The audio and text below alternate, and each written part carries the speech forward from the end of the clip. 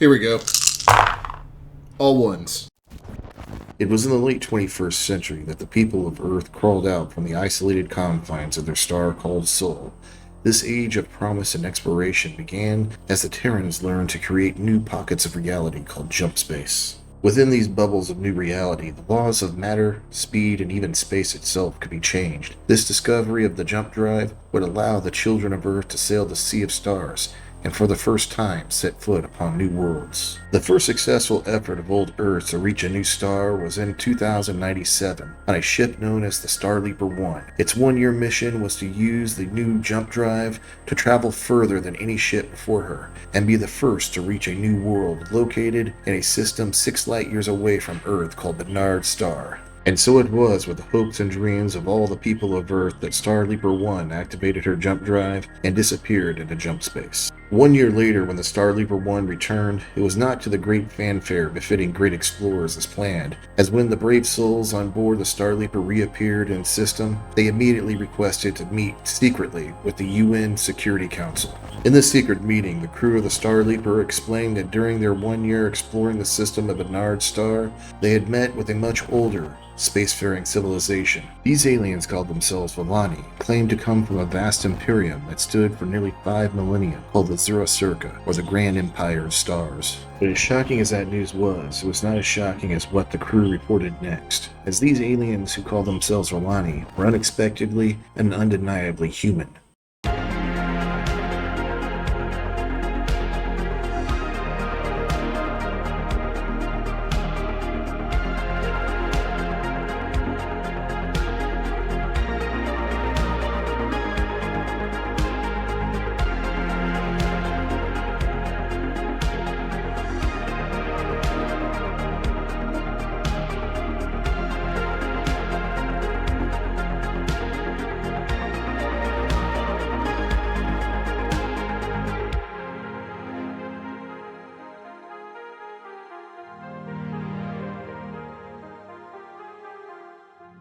These extraterrestrial humans who called themselves Volani explained to the Starleaper's crew that they were merely a small mining outpost on the edge of a vast imperium that they called the Zura-Surka, or the Grand Empire of Stars. They also explained that this imperium had encountered many other aliens, both human and non-human in origin, which were all either absorbed or conquered by the Zura-Surka in a millennium-long conflict called the Consolidation Wars. These Consolidation Wars lasted until there were no longer any great threats along the Imperium's vast borders, a border which ended just a few parsecs away from Earth. Though this long era of consolidation and war brought a new era of peace to the Zura-Surka lasting for the last 12 centuries, the Imperium had culturally plateaued as its societal structure slowly declined under the bureaucratic traditions of the Volani hereditary noble class. With no great threat left to fuel the progress of the Volani, who were ever mistrustful of technology, they let their Imperium fall into technological stagnation. As their scientific advancement ground to a halt, their nobles prevented upward mobility to non-Volani as they played games of intrigue to advance their own positions within the Imperium.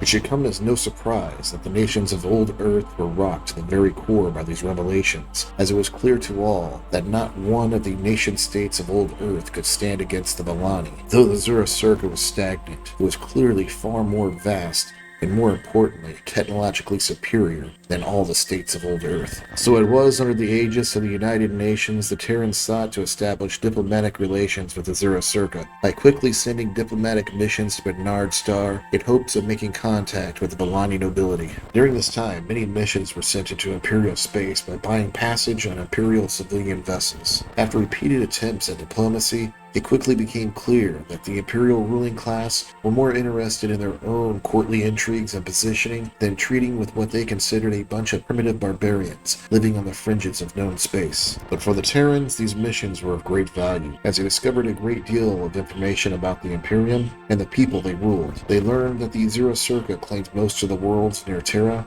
a situation which caused panic among the nations of Earth, as they realized just how dangerous of a position this was for Earth, as it would only be a matter of time until the Zura-Surka set their eyes upon Terra. When this knowledge became public, it sparked unrest among the people of Earth, who began to believe that aliens from distant stars should not hold claim over worlds so close to Earth, a belief that caused the Terrans to set out on a massive endeavor to colonize worlds near Earth before the Zura Surka could lay claim to them. Among these systems colonized was Bernard Star, despite the small Volani mining outpost. In this age of earthly expansion, the nations of Earth continue to send out diplomatic envoys on charted Volani vessels. Though they were still unable to make headway with the insular culture of the Volani nobility, these missions were not in vain, as the Terrans learned much from these free traders. They learned that the region of Volani space near Earth was called the Imperial Rim Province, and that many of its worlds were populated by subjugated peoples who the Terran diplomats found were unhappy under the rule of the Imperium's Shadow Emperor. But more importantly, the Terrans discovered that though the Zura Surka was far more technologically advanced, they lagged behind in medical and biotech research, meaning that trade could be brokered by bypassing the Imperial nobility and trading medical and biotech directly with the disaffected worlds of the Imperium. Though this action was illegal in the eyes of the Zura Surka, it was a necessary step for the Terrans, as it allowed Earth to acquire and reverse engineer many Volani technologies.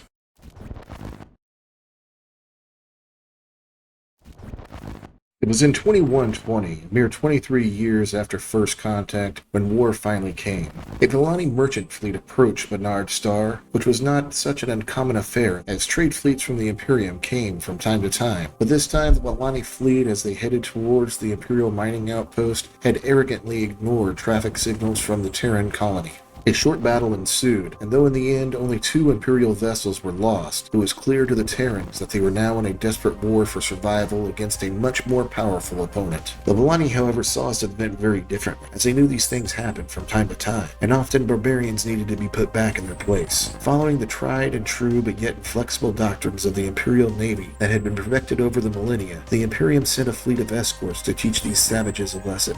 The Imperial fleet, as expected, swept away the many primitive squadrons of the nation-states of Earth, then bombarded the Terran colony and Bernard Star from orbit with punitive precision, killing all the Terran personnel, leaving only the Imperial mining outpost. But then, to the surprise of the Terrans, instead of making the 2-parsec jump to the barely protected Earth, the Imperial fleet withdrew. For the Volani, this was a message, not a conquest. Following their tried and true military doctrines, they waited for these primitives to surrender, where then the Zura Surka would dictate terms from a position of power, as what barbarian would dare challenge the imperial might of their Shadow Emperor? This message, however, was never understood by the many nations of Earth, who believed themselves to be in a fight for their very survival, and so each nation-state now fought their own desperate war against the Imperium, in what they saw as the coming end of Earth itself. Though the battles of this first interstellar war amounted to little more than 2 years of small-scale commerce raiding, these raids confused the Zura Surka military, as they had long ago abandoned aggressive initiative for careful adherence to doctrine. This lack of initiative caused no end of trouble for the Imperial Navy, as the fleets of Earth lacked coordination between its nation-states, preventing the Volani Navy from settling on which of their standardized strategies to use against these barbarians, as they falsely believed that they were fighting a single world government. Earth made good use of this hesitation, as while the Zura Surka was confused, the Terrans spent this time learning the predictable tactics of the Volani. While the Imperium stalled, Earth upgraded their ships with reverse-engineered Volani tech, so when the inevitable sledgehammer of the Volani Navy came,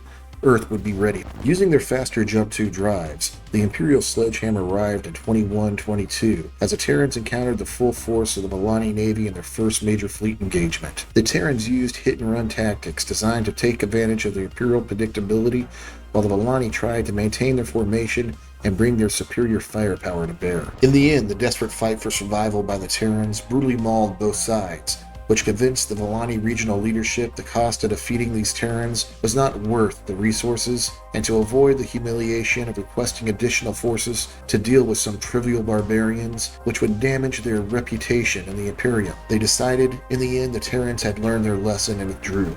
The Terrans, understanding how close they came to the end, knew they needed more time, as they could not yet maintain a sustained war with the mighty Zura Surka. So an unofficial peace was brokered. Earth would be able to lay claim to Bernard Star, and the Terrans would stay out of the Imperium. With this agreement, both sides declared victory, ending the First Interstellar War. After the war, the Terrans realized they needed a single centralized government to coordinate future defense of Earth, as they knew it would be only a matter of time until the war broke out again with the Zero-Circa. So the nation-states of Earth transformed the UN into a new interplanetary government called the Terran Confederation. This new confederation consisted not only of the worlds in the Sol system, but also their new extrasolar colonies on Prometheus and Bernard Star. During this short time of peace, the Terran Confederation pushed hard to close the technological gap with the Imperium, discovering many new technologies. Most importantly, they were able to develop their own Jump 2 drive, allowing their ships to jump twice the distance, breaking the B'Elanni monopoly on Jump 2 travel. With Jump 2 drives, the Terran merchants were for the first time able to bring their goods directly to Imperial worlds, despite the unofficial agreement with the Zero-Circa not to. While doing so, they were often scouting Imperial defenses and making contact with dissident factions. This caused many problems for the B'Elanni nobility.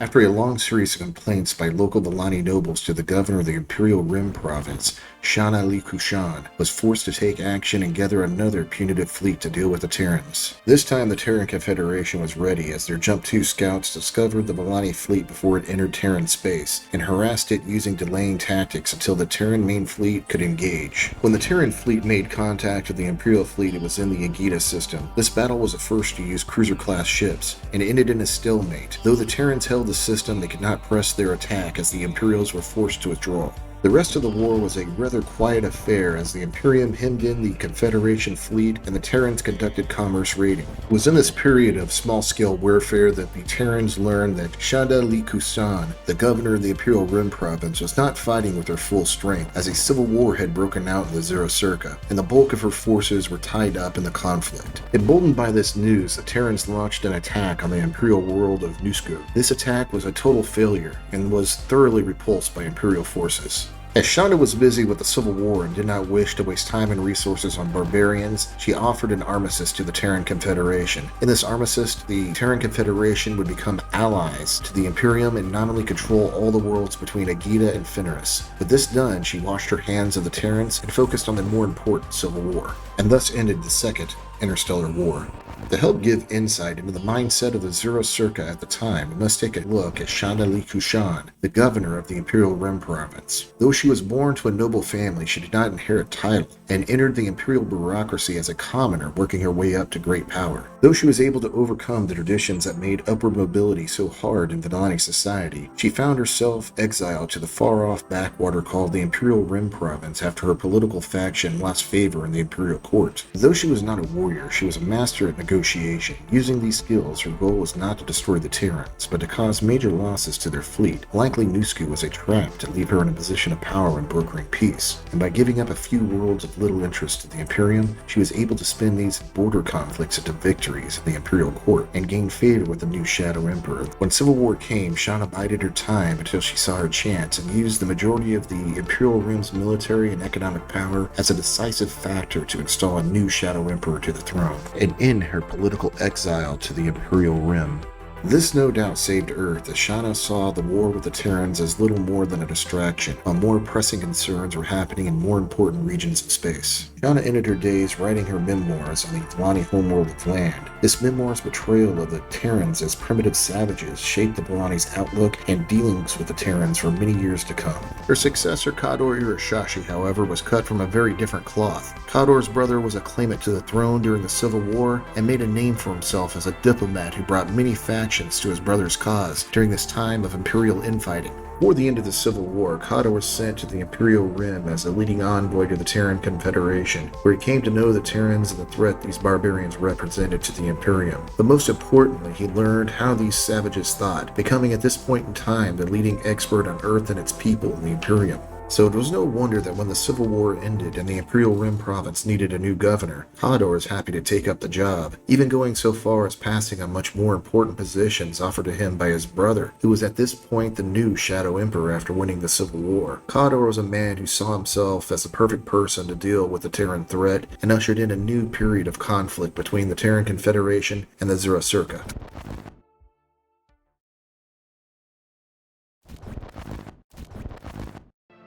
Kado was fast to ready his new province to fight the Terrans. By moving his capital to Dengir in the neighboring subsector to Earth, he began building new military outposts on long-abandoned worlds in preparation for a preemptive strike against Earth itself. Though this move to Dengir made command and control of another war with the Terrans easier, it also removed Kador from the support of the nobility of the Imperial Rim. In preparation for these troubles, he left his second-in-command, Sharik Yangila, in charge of political affairs of the Imperial Rim province as he rallied his forces for war. Kador was not the only one preparing for a conflict, as the Terran Confederation did not waste time after the last war, and were quick to prepare their fleet during this time of peace, even bringing new heavy cruisers into service in expectation with a new war with the Imperium.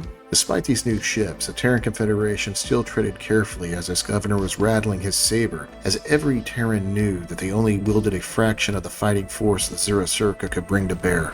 When Kador struck, it was a two-pronged surprise attack, one led by Kador himself on the world of Agita, while a second force attacked the world of Fenris and the Terrans' rear flank. The Terran picket fleets were quickly destroyed as Imperial forces took both worlds with little effort. At this point, it was clear to the Terrans that Kador was not pulling any punches, and that the infighting of the Imperium would not aid him in the struggle for survival against the full might of the Imperial Rim province. Kador was able to destroy the majority of the main Terran fleet as it counterattacked at Agita, with very little cost to his own forces. Kador then pushed on to Bernard Star, taking the world as what ships were left to the Terrans fell back to defend Earth itself. At this point, after pushing 2 jumps into the Terran Confederation, Kador found his supply lines were unexpectedly stretched, as his political rivals in the old regional capital began to sabotage his war effort by withholding the much-needed supplies that his fleet relied upon. This meant that Kador's time was now or never, and unlike the punitive fleet of the First Interstellar War, Kador would press his advantage. And so, he gave his fleet the order to jump to Earth before his supply lines could fail him. When Kador's forces jumped in the system, what was left of the Terran Confederation fleet put up a desperate but hopeless last stand, as the Imperial forces of Kador's fleet blasted them from the skies of the outer worlds of Sol, and then from the blue skies of Earth herself. As the debris of destroyed ships fell from the sky like fiery rain upon the homeworld of the Terrans, the Milani fleet began to exchange fire with Terran ground-based defenses. Though these Earth-based defense batteries fought a brave but losing battle against the Imperial forces, they were able to prevent Milani ground forces from landing on Terra. But all knew well it was only a matter of time until the guns of Earth would fail or run dry, and Imperial forces would land upon the cradle of Terran civilization with destructive wrath. It was at Kador's very moment of triumph, as he brought the Terran Confederation to its knees, that he received word from Sharik Yangila, who was his second-in-command watching the home front, that the nobles of the Imperial Rim, which he had long neglected, were now in open revolt, and that she needed the support of his fleet. Kador, realizing that even if he took Earth, he would be unable to hold the world while fighting rebellion to his rear, and so he decided to let loose with the nuclear hellfire of his fleet upon the world of Earth. 12 cities were glassed and millions died in his genocidal rage before his fleet withdrew to deal with the regional rebellion back home. As Kador withdrew, he left a light garrison on the worlds he had taken from the Terran Confederation and planned to return to deal with these barbarians after squashing these rebellious nobles. After this near defeat, Earth paused to recover from this nuclear holocaust they had suffered at the hands of the Milani, an event that polarized even the most ardent pacifist opponents of the Confederation. As Earth buried its dead and began to care for the millions of refugees caused by Kador's destruction, it also without halt continued the war against what they now considered the great enemy, the Zero-Surka. The Terran Confederation in the years to come were fast to use what remained of their fleet to jump to the Imperial outpost in the Junction system. Finding little left to challenge their fleet, the Terrans were merciless in destroying the small Imperial forces left to protect Kador's recent conquests. Soon the Terrans took back the worlds of Fenris and Bernard Star, and it was not too long after that the Agita system would rejoin the Terran Confederation with little resistance. As new ships came into service to reinforce the old Terran fleet, the Confederation decided to press their advantage by attacking Imperial space. This attack landed forward of Agita on a world known as Nusku. With most of Kador's fleet busy dealing with his rebellious nobles, the few commanders that remained were not of the same caliber as Kador himself, and soon the Imperial fleet defending Nusku was destroyed by the Terrans. Terrans. As the Terrans launched their planetary assault, they found that much of the world's population was joining them in overthrowing their Volani rulers. Though not pro-Terran, the population did see them as liberators, inspiring them to commit acts of sabotage, and in some cases even joining the Terrans in battle. This caused Nusku to fall quickly to the Terrans, which was much of a surprise to the Terran leadership as it was to the Imperials.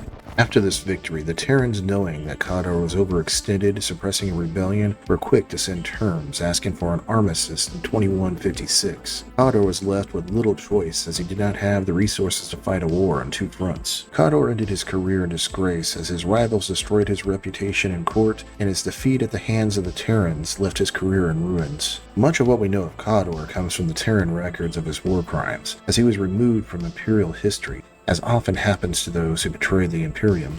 Although victorious, the Confederation was left in tatters, but despite the widespread destruction caused by the Volani invasion, the Terrans were left in a stronger position politically. And for the first time in its war-torn history, the people of Earth were truly united in a single cause. With these interstellar wars over, the Confederation was determined to keep the peace with the Imperium, and as the Terrans set about rebuilding their colonies, they also rebuilt the former Imperial world of Nusku, whose population were quick to integrate into Terran society. As time passed, more and more Terrans immigrated to Nusku, causing it to quickly become a mixture of Terran and Imperial culture. This allowed Nusku to join the Terran Confederation as a full member in a surprisingly short period of time. This new peace lasted for many decades, during which the Terran Confederation slowly began to surpass the Imperium in many technological fields, allowing for more trade opportunities to develop between these two nations. Terran traders often found warm welcome among the many subjugated peoples of the Imperium, but the Volani nobles often found these visitations led to civil unrest upon the Terrans' departure. This trade and cultural exchange soon became a thorn in the side of the Imperial nobility, as Terran goods flooded the worlds of the Zura-Surka, causing economic and social chaos, as the closed markets of the Imperium for the first time in millennia faced competition.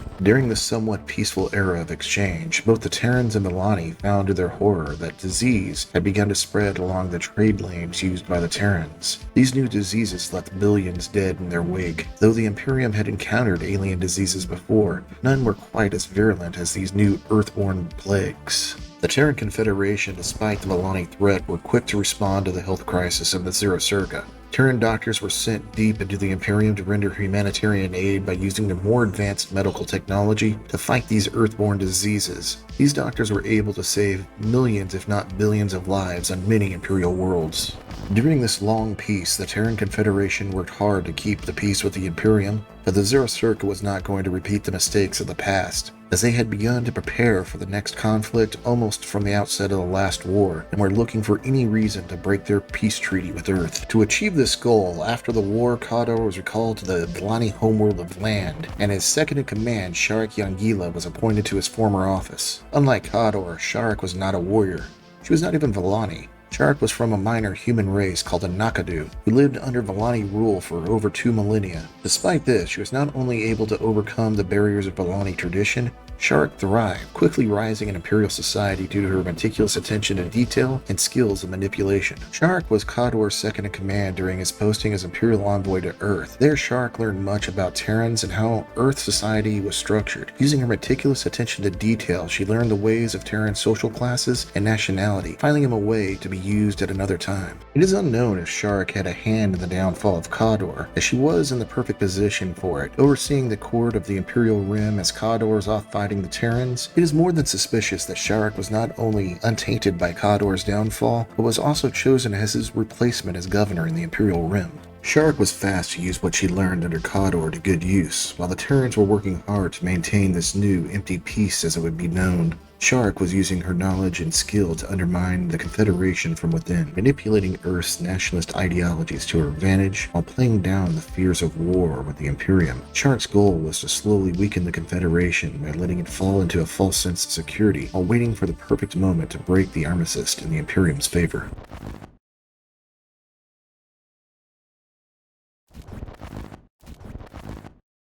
Shark's time to strike came as the Confederation became more and more economically dependent on trade with Imperial worlds, hoping to hurt the Confederation's economic power. Shark declared that the disease-ridden Terran merchants were causing civil unrest and closed the border, claiming a need to combat the Terran-born diseases that were coming over the border. Though this was a major blow to the Terran economy, the Confederation tried to comply as best they could, but there was only so much they could do to stop independent merchants from smuggling valuable goods across the border. Doubtlessly, it was this that Shark was counting on, declaring in 2173 that the Terrans had broken the armistice by not respecting the Imperial border. Shark declared war and launched a sudden hit-and-run strike against Fenris, the gateway to the Confederation's industrial base, forcing the Terrans to move much of their offensive capability to defend the system. The Confederation were shocked to discover that during the years of the empty peace, Shark had played them for fools, as while she was talking peace, she was also slowly building up an invasion force and waiting for a moment of Terran weakness to strike. During the empty peace, the naive leadership of the Confederation had believed Shark's empty promises of peaceful resolution of their differences, and slowly began to refocus their resources not into the military as before, but into civil works that benefited the Terran people. After the attack on Fenris, Imperial ships began to probe Nusku by using their longer-range missiles to engage and destroy Terran defenses, then withdrawing before the Confederation Navy could close with them. For weeks, this process of hit-and-run raiding continued, causing great damage to the Terran defenders, so by the time the real attack came, there was little left to defend Nusku from assault, allowing the Imperium to retake the world with ease. The Confederation, finding they were played for fools and placed in an impossible military position, sent their diplomats to plead with Shark for peace. Any peace, even on the Imperium's terms. Shark was quick to dictate the Imperial terms of peace to the desperate Terrans. 1. Nusku would be returned to Imperial control. 2. The Terrans would keep to their own space and not conduct trade with Imperial subjects. 3. The Terrans would no longer violate the borders of the Zero-Circa. Though peace was agreed upon, the Terrans did not intend to fall folly to Vellani deception twice, and this time the Confederation would never leave a war footing. From here on, the Terrans would continue building up their war assets even in peace, as it was clear to them that there could be no peaceful resolution between their two peoples. As the Terrans repaired their massive fleet buildup, Shark's grand fleet, built under the leadership of Khador, caught the eyes of many of her political betters in the Imperial court, causing them to wonder, how could this fleet be used to threaten their power? And so much of the Imperial Rim fleet were ordered to neighboring sectors in order to quell rebellions.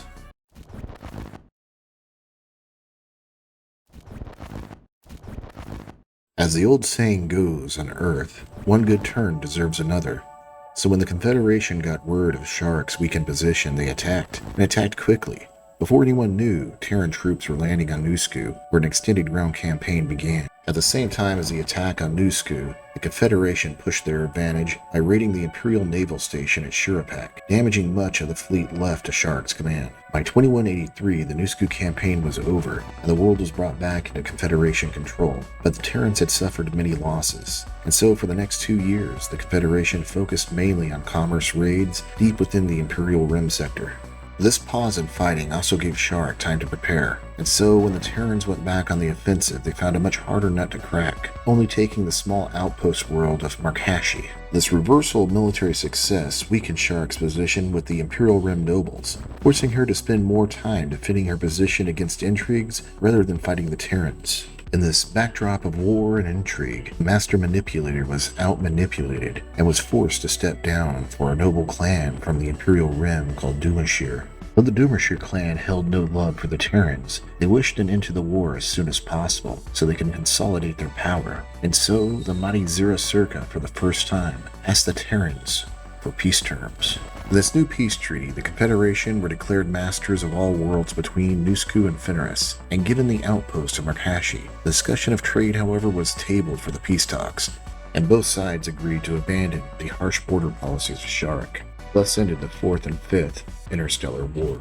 Right from the start, the Dumashir regime found they had a province ravaged by 80 years of warfare, mismanagement, and political infighting. This was made all the worse, as they found they were left with little in the way of resources to administrate the Imperial Rim. As trade with the Terran Confederation began anew, many Imperial worlds found they were no longer dependent on the closed market trade system of the Zero Circa. This loss of trade meant the Dimishir clan no longer had the resources to enforce trade restrictions on Terran merchants, who now flouted Imperial law by taking over the once monopolized shipping and trade routes of the Rim, as many worlds became solely dependent on Terran goods. Despite the few Vellani traditionalists who held out and refused to buy from Terran merchants, none could stop the domino effect of economic collapse within the Imperial Rim. As with Terran goods came Terran culture, and with Terran culture came Terran ideas. These ideas influenced not only the subjugated peoples of the Imperial Rim, but the Vellani themselves. And as the Dimishir government lost its trade revenue, many of the lower nobility and even non-Vellani became more wealthy, establishing their own mercantile bases. By this time, all could see that the very fabric of Vellani tradition that held the Imperial Rim together was coming apart at the seams, and knew that the Dimishir clan was in freefall. As the Dimishir regime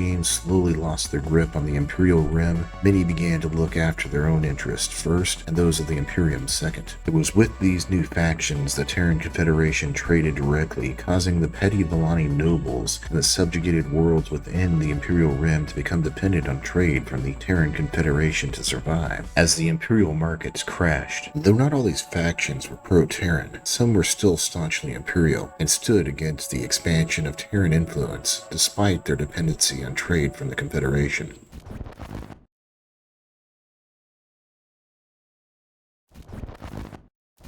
In 2195, amidst this backdrop of decay and chaos, there was an attack on the Terran outpost at Musashi. Though it received considerable damage, the attack was repulsed, and the outpost quickly reinforced by the Confederation Navy. Kendari Dimishir, the then governor of the Imperial Rim, had insisted the attackers were remnants of Sharek's provincial fleet, who acted without sanction. Then he tried to pacify the Terrans with token concessions. As bad as things were in the Imperial Rim, Kendari's excuses could have been the truth, but after nearly a century of Vellani treachery, the Terran Confederation was not going to let them off so easily, especially while they held the upper hand, and quickly enacted a trade embargo against the Zero Circa and invaded.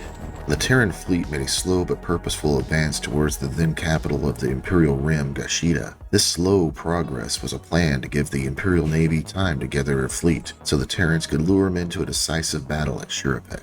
In 2197, the fleets engaged each other in a series of battles where the Imperial Navy received a crushing defeat. With Shirapek under Terran control, the old Imperial worlds of Lilaik and Shiramek were cut off from Imperial support and resupply. After the Battle of Shiramek, both sides began commerce raiding as the Terrans focused on a 3-year ground war on the worlds of Lilaik and Shiramek, where they were eventually taken by the Confederation forces. Kendari Dimishir was faced with defeat from the start, as the trade embargo made supporting a war effort impossible. Desperate, Kendari was forced to broker a peace treaty that heavily favored the Terrans. He was forced to surrender the territories captured by the Confederation, and all the while, talks of lifting the embargo were completely off the table. After the Sixth Interstellar War, Kendari was faced with a hopeless situation and was forced to do what any other Imperial governor would consider political suicide for his clan, and took the unprecedented step of approaching a neighboring province for aid.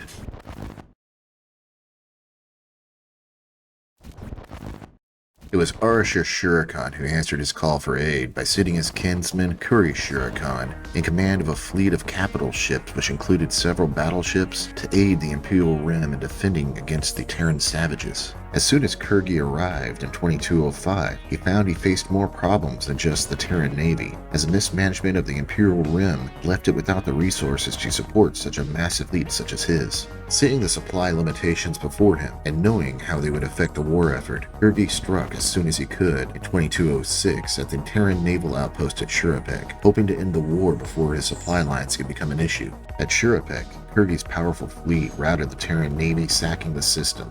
After this Imperial victory, the Terrans reinforced Dilak and Shiramek. Though these forces were substantial, they soon became tied down by a Vellani uprising, causing a stalemate, as the Terran forces could not leave their rear exposed. Though the Terrans faced problems, so did Kurgi face his own issues. Inadequate supplies prevented him from pressing his advantage. So the war, like many before it, ground to a halt, as the fleets were left in a standoff in neighboring systems and began to raid each other. By 2209, the 3-year stalemate had taken its toll on the Imperial leadership, as fighting arose between the two Vellani clans of Dumashir and Shurakan. This feud went as far as both sides writing to the Imperial court, blaming the other for the stall in the war. In 2210, the feud was so bad that the governor Irishar Shurakan washed his hands of the problem and recalled Kurgi and his fleet back to their home sector, leaving the Dumashir clan and the Imperial Rim to deal with the inevitable Terran counterattack themselves. As soon as the Shurakan fleet left, the Terrans attacked the outpost between Agita and Dingir with fury. This assault, coupled with the assassination of Kandari Dumashir, presumably by Shurakan's agents, left the Imperial Rim with no way to fight and no real leadership to recover from the blow. After these assaults, Kandari's sister was able to make peace with the Terrans. In this new treaty, the Terrans agreed to lift the trade embargo, bringing some semblance of stability back to the Imperial Rim economy, as well as making the Vellani of the Imperial Rim much more dependent on Terran goods, something the Terrans no doubt planned, as they gained full access to Imperial markets and free movement within the Imperial Rim. In the years to come, the slow trickle of collapse soon became a rush, as a wealthy Vellani packed up and headed for the core sectors of the Imperium, while those of lesser means made what accommodations they could with the Terrans, as the influence of the Zero Circa all but collapsed. As Terran traders and explorers spread their influence throughout the Imperial Rim, causing many of the subjugated peoples of the Imperial Rim to look towards the Terran Confederation and not the Zero Circa for political leadership. The collapse of an entire region did not go overlooked at the Imperial Court, as the loss of an entire province was more than just another line item on the Shadow Emperor's budget sheet. So after over a century of warfare, the Imperial Court at last wrangled about what should be done about the Terrans.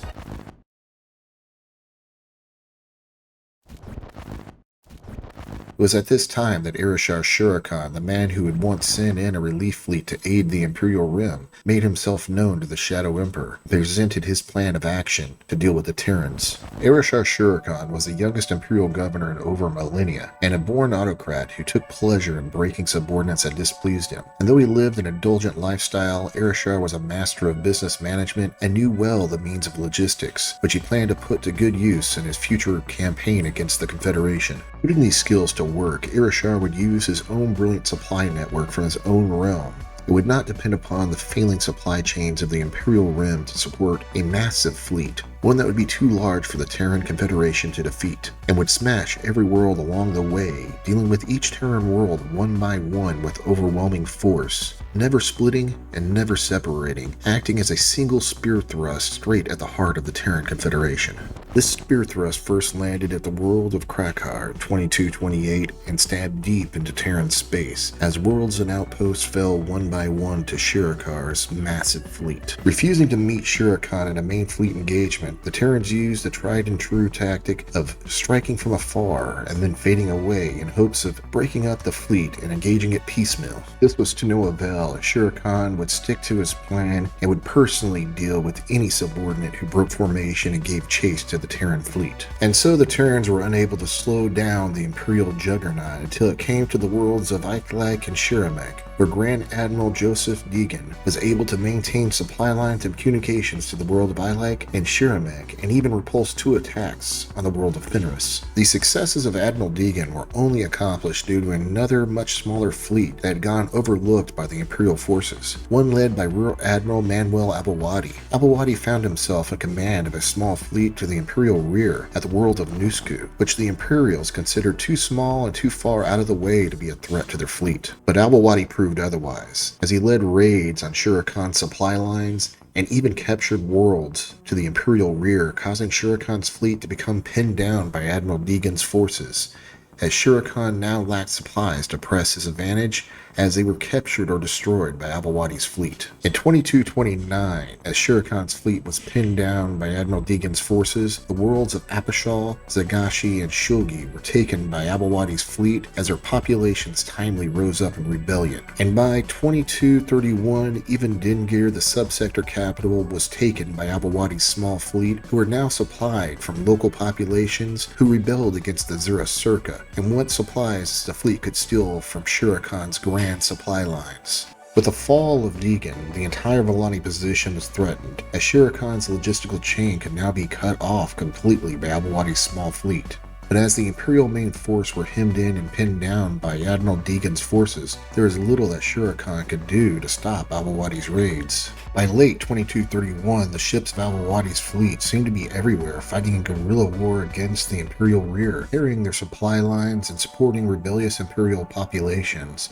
While chaos reigned in the Imperial Rim, Al-Awadi took a series of worlds used by the Imperium known as the Main Rim. This chain of worlds were the main thoroughfare for travel and trade, going from the Imperial Core to the Imperial Rim. So when Al-Awadi took a key world in the Main Rim called Ode in a series of lightning advances, it was a grievous blow to Shere Khan, as it cut him off from all communication and supply from the Imperium proper, isolating him and his forces in the Imperial Rim. As Ode became a new base of operation for Al-Awadi's fleet and Terran covert ops, the Confederation discovered a new and powerful ally, a non-human species known as Vegan. This Vegan polity controlled a series of worlds coreward of the Imperial Rim, but was conquered by the Zero-Circa some 4,000 years before first contact with the Terrans. The Vegans had suffered greatly under the rulership of the Shadow Emperors of the Volani, so the Vegans welcomed an alliance with the Terrans and prepared their own rebellion against the Zero-Circa. As Al-Awadi fought his guerrilla war against the Imperium, he was able to take more and more worlds while facing little resistance as garrisons were surprised or populations were found to be sympathetic to the Terran cause. In this time, Al-Awadi's fleet was supplied from the worlds they took,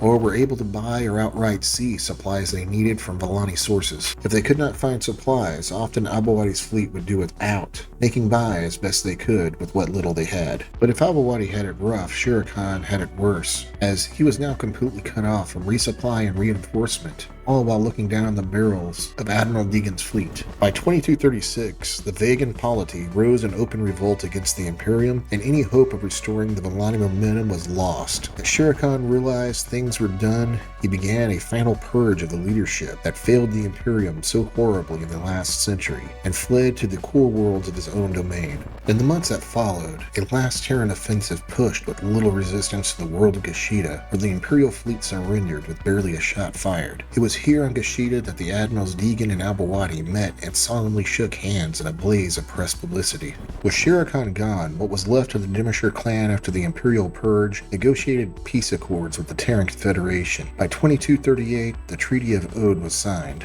This treaty doubled the size of the Terran Confederation and, more importantly, forced the Imperium to recognize Vegan independence for the first time since the Consolidation Wars 4 millennia earlier. The Vegan polity immediately declared themselves allies of the Confederation, bolstering the Terrans' position against Imperial aggression. During the 8th Interstellar War, the Terrans made new technological breakthroughs, unknown to the Volani or any other spacefaring civilization at the time. Though groundbreaking, these new technologies came too late to be of use during the war. The first of these new technologies was the Jump 3 drive, allowing Terran ships to jump further than any other Volani counterparts, which would give the Confederation an unprecedented advantage in mobility when war broke out again. The second was advancements in particle beam technologies, which gave rise to the first Meson weaponry. These destructive weapons outclassed and outranged anything the Imperium had to offer. During this new interim of peace, Admiral Al-Awadi took command of the Terran Navy and began to quietly upgrade the Confederation ships with these new technologies, and held them close to his chest for when war broke out anew. While the Terrans upgraded their fleet, the Imperium was also busy. Wasting no time, Marishar Shere Khan sent an envoy to the Imperial court to speak with the Shadow Emperor himself. This envoy took the fastest available transport and used Shere Khan's archducal authority to its fullest extent, arriving on land in 2239. This envoy, with the endorsement of the nobles at the Imperial court, presented Shere Khan's report and plan directly to the Shadow Emperor. Though the news of defeat in the Rimward frontier was gravely troubling to the Shadow Emperor, there were other great threats that faced the Imperium at the time. Non-human aliens coreward of the Imperium had begun raiding undefended worlds and hiring their services out as mercenaries to renegade Imperial nobles. Though not as organized as their Terran counterparts, these alien pack predators were operating much closer to the Imperial capital of land,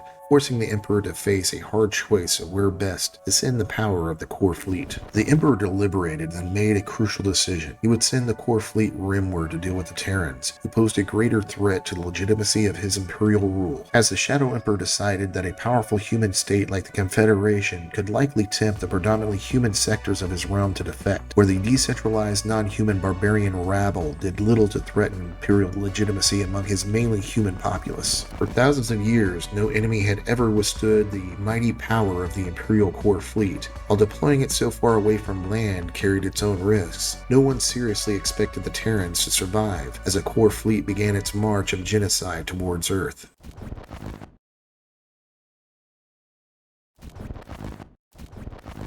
By 2245, Confederation intelligence became aware of a massive Volani fleet coming down the Rim Main, and at its head was Irishar Shurakan. Not only had he returned at the head of a new provincial fleet, but he was also accompanied by a huge Imperial armada of warships from much deeper in Imperial space. But by this time, the Confederation leadership had deduced that the Imperium was planning to hurl overwhelming firepower at Terra. No longer was this a war between provincial lords and backwater barbarians. This was now all-out war between empires. Admiral Al-Bawadi was now in command of the Confederation military and made his final preparations as his Grand Imperial Armada of the Volani set up a supply depot at Shulgaishu, a world just outside the Vegan Palatine.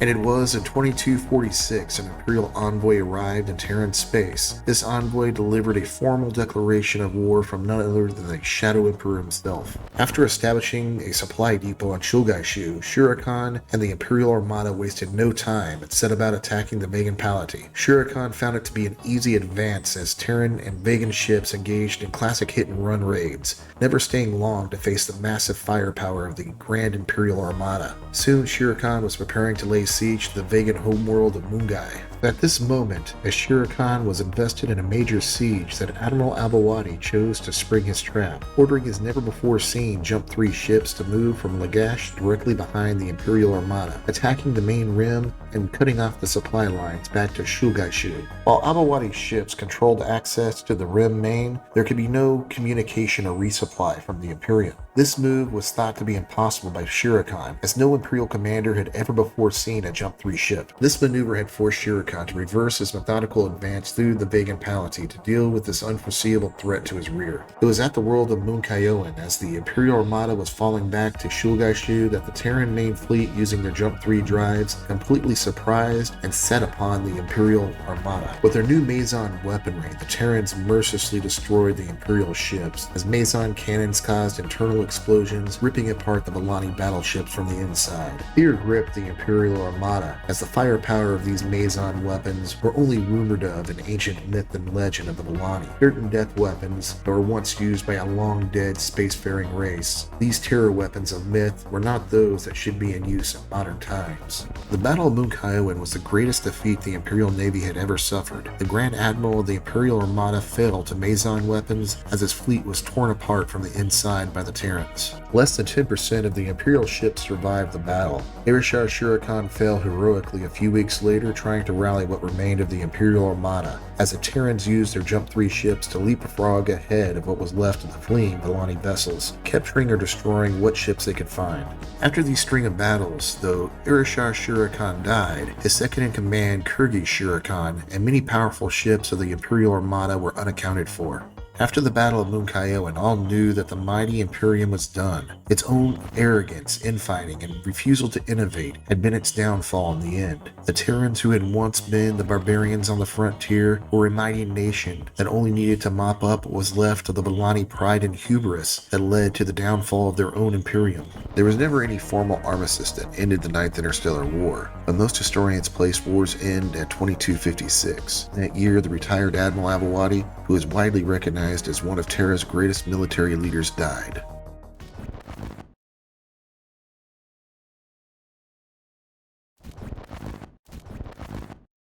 This unofficial end only came because of the need of the Terrans to consolidate their territorial gains, as the Confederation now controlled over 200 worlds as far as 30 parsecs from Terra. This had to happen before the Terran Navy could logistically handle advancing further into the Imperium. During this consolidation, the Terran Confederation was no longer a barbaric pocket state, fighting for survival against a much more powerful foe. It had become a superpower in its own right, and as the Terrans finished up the consolidation, this new empire found that there were old cracks in its foundation.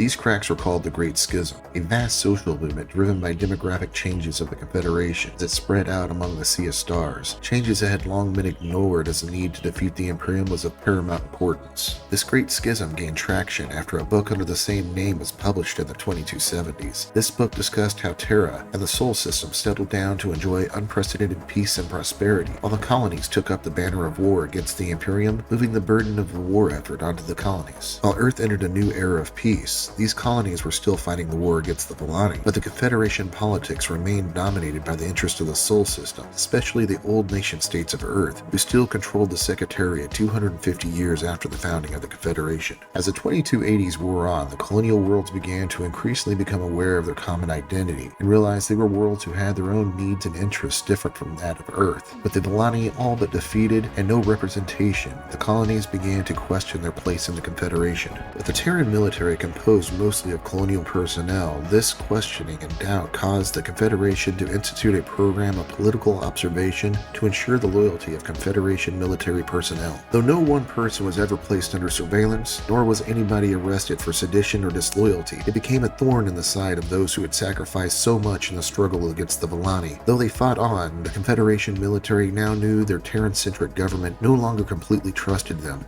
leaving them with a spark of resentment that could only exacerbate a potential problem in the future. After this consolidation, many in the Confederation asked why they still needed to fight the Volani. With the Imperium all but destroyed, there was no longer any threat to Earth or any limit to Terran expansion and exploration. Now a new age of colonization could proceed in almost any direction without fear of reprisal from the Imperium. But these thoughts were soon extinguished as events proved these hopes to be false. Shura Khan, who now claimed the archducal title once held by Shura Khan, was encouraging Imperial leaders to continue the fight against the Confederation, acting as a figurehead for Volani resistance in the military frontier. He fought on while stirring up unrest on occupied Volani worlds. Though the Ninth Interstellar War was unofficially over, an era of chaotic fighting continued as the dying Imperium did what it could to support the holdout Volani factions further within the Imperial core, forcing the Confederation to fight numerous brushfire wars at once, as many provincial nobles like Shura Khan were able to continue fighting for many decades to come. At this time, the Terrans were constantly on the offensive, as they isolated and picked off Imperial fleets one by one, but as soon as a fleet was defeated, another one would appear, newly supplied with ships from the Imperial core. The Confederation would often have to backtrack to deal with previously subdued regions, as these new Imperial fleets arrived piecemeal.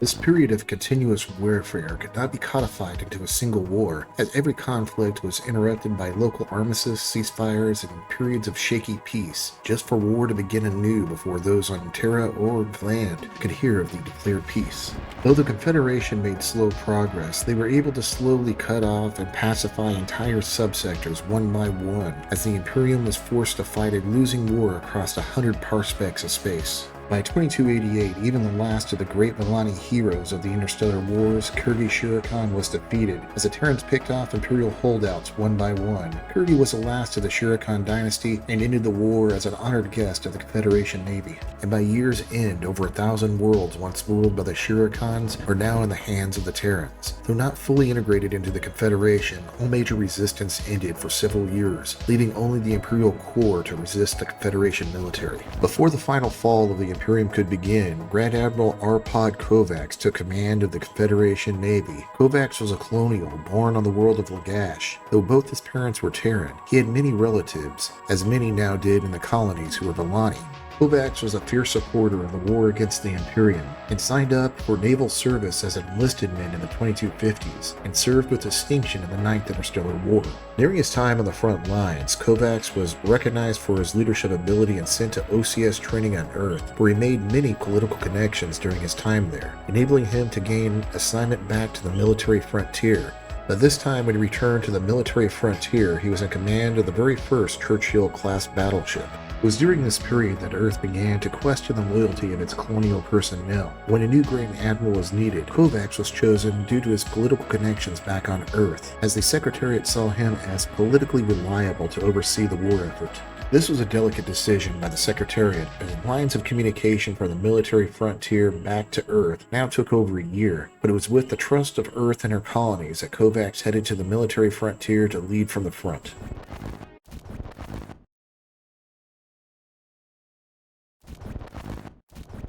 After Kovacs arrived to the front, he took control of the situation by quickly devising a plan to at last bring the dying Imperium to its knees. His plan would be to make use of the subject alien races who were still under Vellani rule, mainly 3 human aliens who held vast regions in the Imperial core, regions that were important to maintaining the very fabric of the Imperium. Confederation intelligence discovered in the mid-2280s that the Joni, Durmai, and Surat were ready to revolt, but were waiting on the support of the Terran Navy, and Admiral Kovacs was determined to provide that support. By late 2288, Kovacs' fleet was on the move to bring down the Imperium once and for all. His plan was a 3-pronged assault with his main force pushing spinward into the Zura-Shagar sector. While a secondary offensive would push coreward into the Marcellus sector, a third raiding force would penetrate 40 parsecs into Imperial space in order to keep the Imperium off balance. For 2 years, this offensive made good speed across Vellani-controlled space, but eventually Imperial intelligence deduced the Terran objectives and began mounting stiff resistance. The next few years saw the hardest fighting of the entire Interstellar War era. Though the fleets of the Imperium were technologically outclassed, every world the Confederation military took was paid for in blood, as the Imperial forces fought tenaciously, just as the Terrans once had done so long ago when the Vellani had come to topple their own home world 250 years earlier. Despite their brave fight, the Imperium could not stem the tide of the Terran assault, and by 2294 the Genoese, though slow to revolt, had joined the fight on the side of the Terrans. In the following year, the Durmai rose up in arms, enthusiastically joining the war against the Zura-Surka. Finally, after a hard-fought campaign by the Allies, ending in the Battle of Three Suns in 2298, the Surat declared their independence and joined the new coalition to topple their once masters. After 10 long years of warfare, Admiral Kovacs began to see the fruits of his and his allies' labors.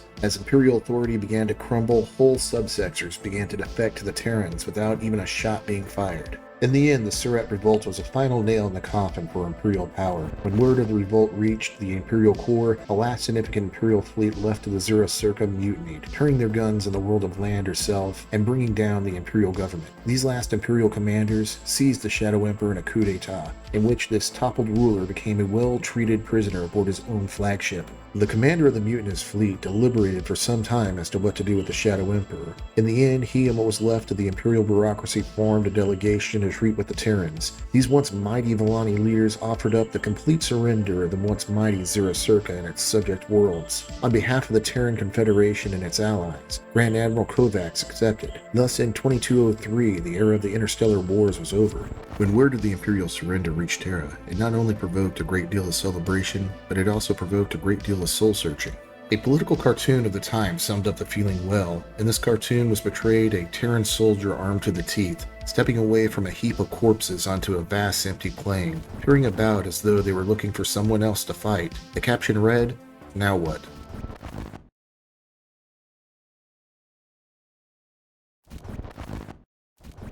Though the Terrans were victorious, there was much more work to be done. The Imperium lay shattered before them, which left the Terrans a fallen empire 8 times its size to rebuild. A difficult task, as the most distant worlds that now looked to the Confederation for guidance were over 2 years' travel from Terra, even for the fastest Jump 3 courier. Many other worlds were completely out of reach of Terran communication, which caused a new problem as Imperial worlds who had never even seen a Terran began to surrender, seeking the protection of the Confederation against the many pack aliens and rogue Imperial nobles gone warlord, who raided with impunity now that there was no longer an Imperial navy to stop them. Admiral Kovacs was fast to act before the military frontier fell apart. Though the Vellani nobility were no longer intact, the bureaucracy of the Imperium remained. Kovacs, acting without orders from the Secretariat, stripped the officers of his command down to skeleton crews and sent them to administrate the former worlds of the Zura-Surka in the Confederation's name. Often ensigns newly commissioned found themselves in charge of entire worlds, while captains who were once commanding light cruisers were now directing the Imperial bureaucracy of entire subsectors. This change of management left the basic Imperial system intact as military personnel took over the old positions once held by the Vellani nobility until civilian political leadership could be sent from Terra. A wait that would be a long time in coming, as there was not enough political personnel to go around, leaving many of these temporary military governors in their position indefinitely as they waited to be relieved by the civilian authority. That the Terran officers could succeed at all was due to the devotion of billions of Vellani bureaucrats who continued to execute their duties despite the fall of the Imperium.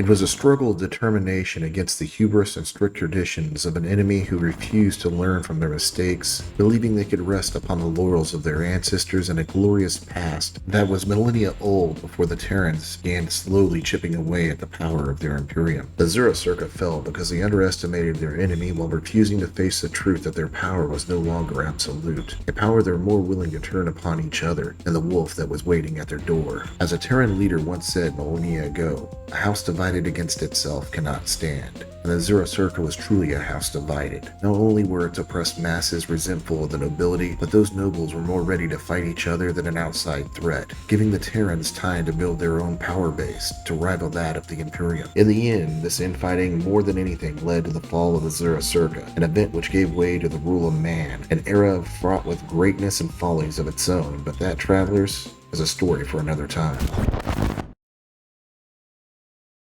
This program is only made possible from contributions from viewers like you. Well, us Yormani are known for getting married on a whim, and sometimes that means you ain't got no food for your wedding. Honey, how should we ever get food for a wedding on such short notice and on a budget? Hey, Shawarma Cat. That's right, and I hear somebody needs to feed their wedding on a budget. Yeah, Shawarma Cat, can we get a deluxe bag of chicken lizard shawarma for the wedding? No problem. And if you buy one bottle of milk vodka for the price of two, we'll throw in a second one for free. Thanks, Shawarma Cat. No problem. Just remember to eat at Shawarma Cat today. That's right. If you have a hankering for the best shawarma in the galaxy, come down to Shawarma Cat. Be the warrior.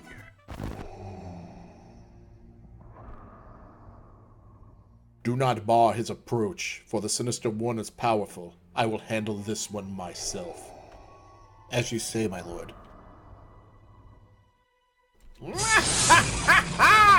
Dark Lord, we meet again!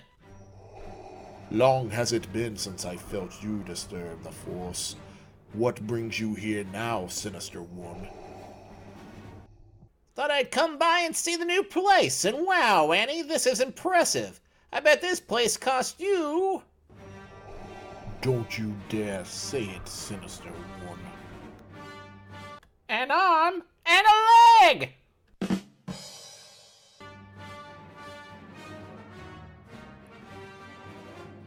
Until next time! Helm laying a course for the 100 diameter limit. Course to York laid in. Engage. Aye, aye, sir. ETA T-minus 4 hours, 29 minutes. Astrogator, plot a jump to York. Aye, sir. Plotting a jump for York. Plot finalized. Maintaining updates. Halfway marked reached. Maneuvering to decelerate. Maneuver complete.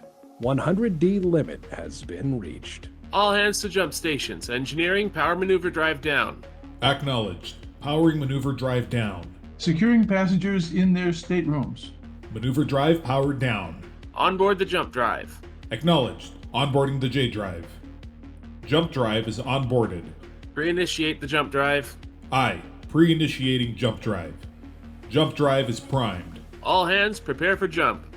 All passengers have moved to staterooms. We are ready to jump. Initiate jump drive ready state. Aye, sir. Initiating ready state. Ready. Engage. Acknowledged. Initiating jump. Jump drive engaged. We have entered jump space. Jump bubble is stable. All hands, we are in jump space. Stand down and return to normal stations.